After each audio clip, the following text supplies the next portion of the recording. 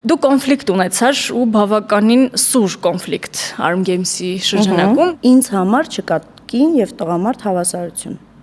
Եթե ես ինձ թույլ եմ տվել ձայնս բարձրացնեմ, եթե ես ինձ թույլ եմ տվել ավելորդ շեշտադրությամբ խոսալ, նշանակում է դա արդեն պիկն է, դա արդեն կոտրվել է։ Հասկանում ես։ Ինձ համար կինը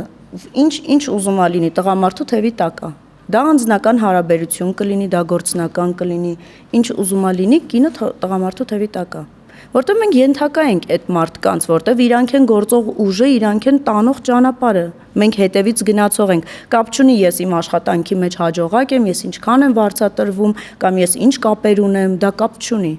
Տղամարդը սենց թե նենց ինքը տանողն է։ Չես ողենում ֆեմինիստների մեկնաբանություններից։ Ինձ իրանք չեն հետաքրքրում։ Այն քայլը ինչը որ արեց Ռաֆին, Հայդալեկը, էդ էլ ինձ չի ասե։ Վերկացավ քայլելու, միասին քայլեցինք ու գնաց Լևոնի տարելկան շուռ տվեց։ Ոգևորություն է գալիս այդ տղայի մոտ։ Դու ասում ես, որ նա քեզ հարվածել է։ Աստված չաներ, բախտը փորձեր, ինքը կարողանար ինձ հարվածեր։ Ինքը հրել է ինձ սենց։ Ինքը կպել է ինձ, հրել է։ Ով ես։ Սկսենք այդտեղից։ Խոսքով չես կարողանում այդ ամեն ինչ անես, հետո որ ասած քացով կխփեմ, հիմնականում քացով անասուններն են խփում։ Մարդիկ ոտքով են խփում։ Չեք հաշտվել, չի վերացել կոնֆլիկտը։ Վարդի երեխաների կնունքներ, էլի մեր խաղընկերներ Վարդը,